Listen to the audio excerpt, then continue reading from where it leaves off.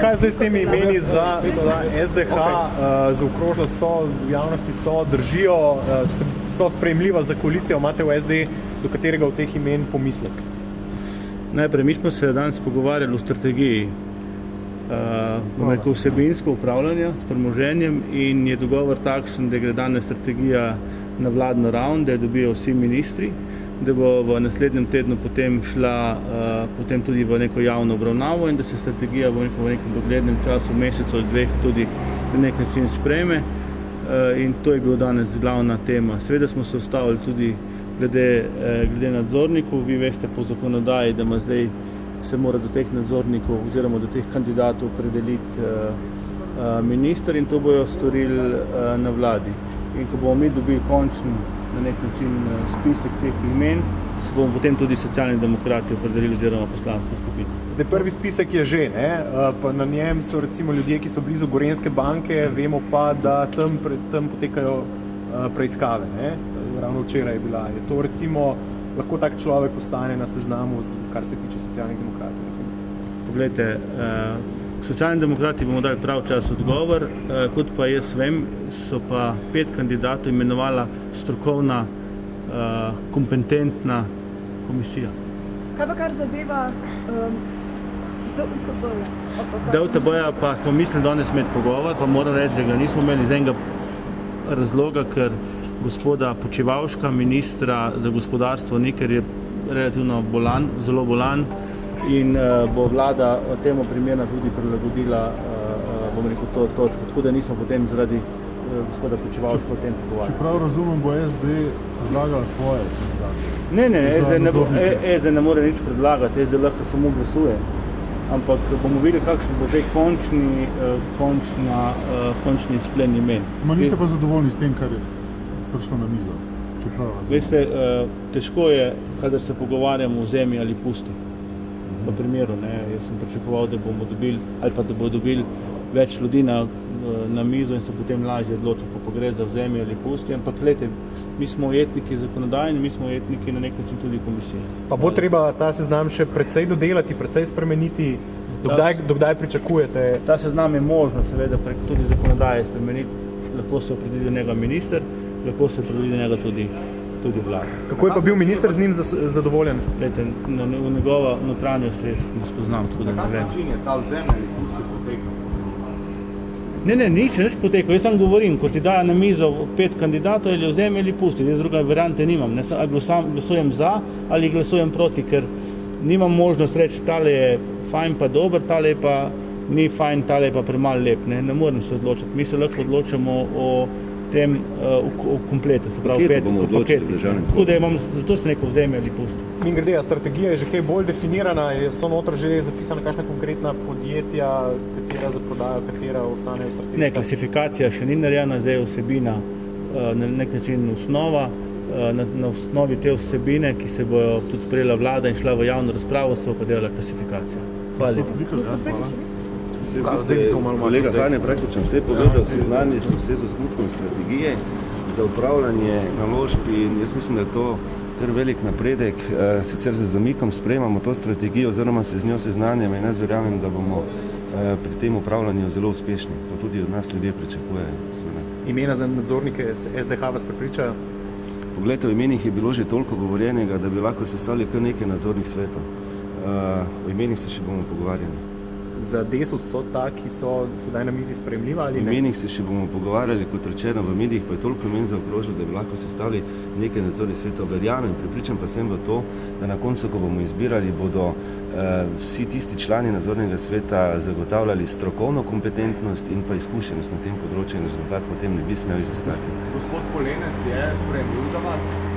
Ne bi o konkretnih imenih govoril, ker v tem trenutku to ne bi bilo korektno. Tako do same inštitucije SDH, kot tudi do posameznikov oziroma posameznic. Kaj pa osnutek strategije Zavarovalnice Triglav in Petrol, ste dobili vpogled v to, kam sodita te dve podjetji? Poglejte, dobili smo osnutek strategije upravljanja, sestavni del te strategije bo tudi klasifikacija, vendar klasifikacija v tem trenutku še ni, bo pa zelo premišljena in po enoznačnih kriterijih sestavljena. Kdaj bo ta klasifikacija? Jaz upam, da v najkrajšem možnem času. Ste lahko malo bolj konkretni? Težko sem konkreten, ker potem, veste, se bo držalo me za besedo, ampak jaz seveda pričakujem, da pa v mesecu ali mesecu in pol pa seveda bi lahko prišli do nekih osnutkov oziroma že bolj izdelane verzije. Seveda pa za ceno nekaj dni pospeševanja ne bi bilo smiselno in oportuno, da naredimo kakšno napako pri tej zadevi, ker to so seveda resne zadeve. Kaj konkretno glede slabe banke, ste to, kaj posebej govorili, ste vi izpostavili? Poglejte, danes je praktično o slabi banki oziroma o DUTB-ju nismo pogovarjali, ker je minister, ki je za to, bom rekel, zelo pristojen in kompetenten zbolel, tako da bomo o tem govorili v naslednjem tednu. A pa ni DUTB pod pristojnostjo finančnega ministrstva?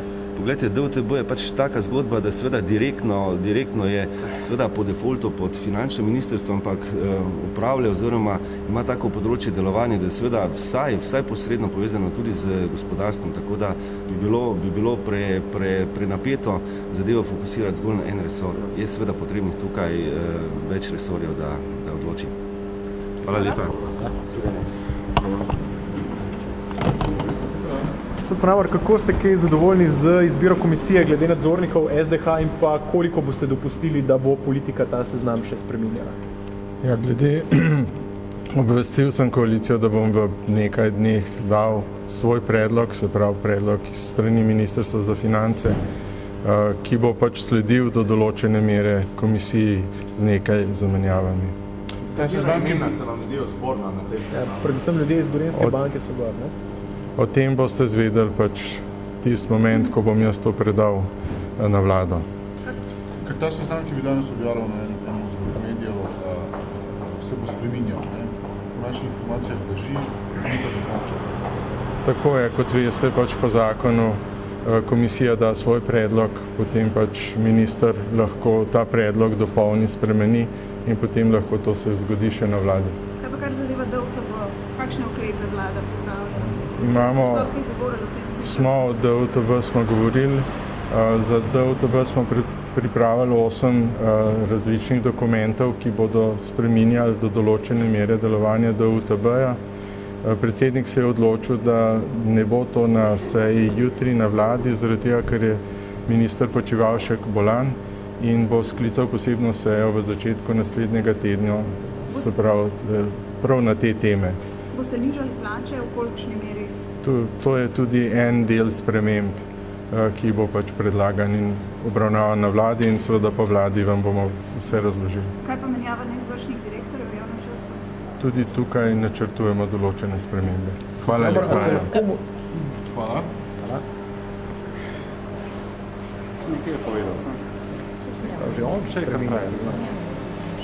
Lahko gremo zdaj. Čakamo kustec. Še posledice, ne? Ja, kar se tiče SMC-ja, katera imena od teh nabora teh 5 imen recimo so za vas sprejemljiva in katera ne? Danes se nismo pogovarjali konkretno o imenih, pogovarjali smo se o samem kandidacijskem postopku in se dogovorili, da pravzaprav ta poteka tako, kot je tudi predvideno po samem postopku. Kar pomeni, da je komisija že predlagala svoj seznam, tega bo sedaj minister za finance predložil vladi in potem prihaja naprej v obravnavo v parlament. Ampak nekako kaže, da stranka SMC do tega seznama?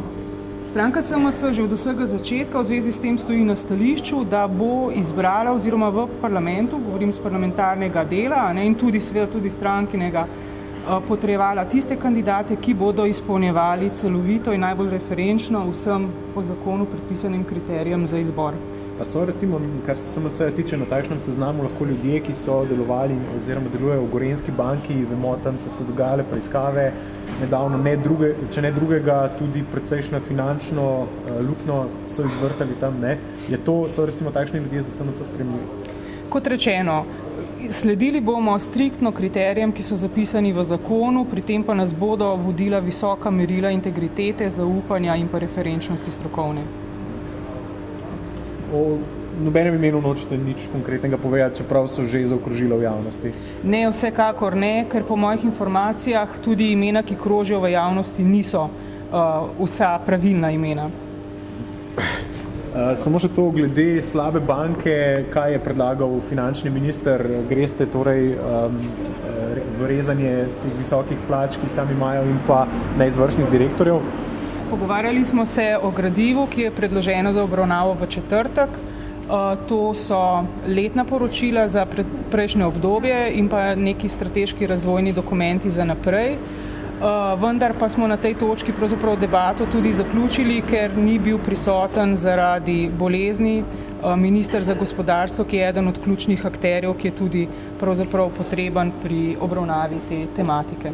Na mizi je bila tudi strategija upravljanja državnega premoženja, da bi se nekako bilo rečeno, osnutek je narejen, gre za navladno raven, ampak kdaj pa bi brez klasifikacije, kdaj po vašem mnenju, kdaj pričakujete, da bo zadeva nekako tudi s to klasifikacijo narejena? Zdaj tisto, kar se idealno pričakuje v tej fazi, je najprej se še dogovoriti, preveriti predvsem kriterije za klasifikacijo, a ne, ko bomo usklajeni za vsebino teh kriterijev, potem se bo lahko začela klasifikacija. Po terminskem načrtu, ki nam je bil danes predstavljen, naj bi se ministri še danes seznanili s tem gradivom, potem naj bi obravnavali to v naslednji četrtek na seji vlade, takoj po tistem informirali oziroma seznanili z samim predlogom strategije parlamentarne politične stranke in tudi istočasno šli v široko javno obravnavo. Ko bodo te vsebine potem razčiščene, na podlagi tega se bo pa potem lahko nemudoma začelo s klasifikacijo. Koliko imen iz tega spiska, ki je zaokrožil javnosti za SDH, drži? Malo me boste mogli podučiti, ker menda ta imena krožijo oziroma so bila danes objavljena. Jaz časopisa danes še nisem pogledala. To, kar sem slišala na vrhu koalicije, je bilo samo informacija, da niso to tista imena, vsa tista imena, ki so bila dejansko potem strani komisije v ožjem izboru. Gremo kar po vrsti. Alenka Podbevšek? Zdaj mi želite odgovor na kaj? Če imena držijo. Če imena držijo.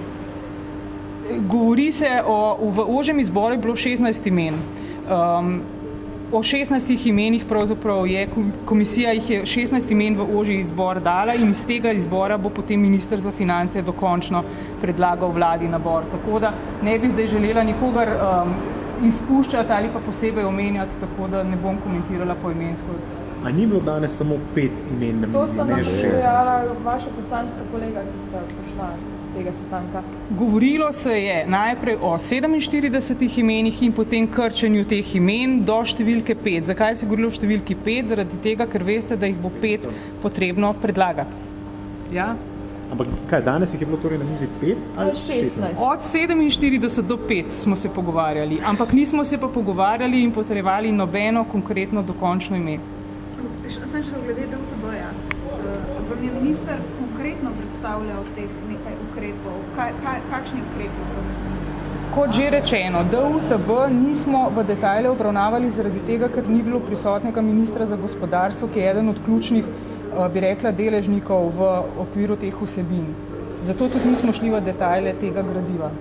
Kaj pa ste v grobem potem sami rekli? Seznanili smo se z vsem tem gradivom, ki ga bo vlada obravnavala jutri, in sprejeli sklep, da konkretno, ker vas verjamem, da zanimajo imena, sprejel je sam predsednik vlade sklep, da bo o teh imenih se potem in samem gradivu potrebno odločati potem, ko bo minister za gospodarstvo se vrnil z bolniške odsotnosti in v ta namen predsednik vlade predvideva sklic posebne dopisne seje vlade takoj v pričetku naslednjega tedna. O imenih neizvršnih direktorjev.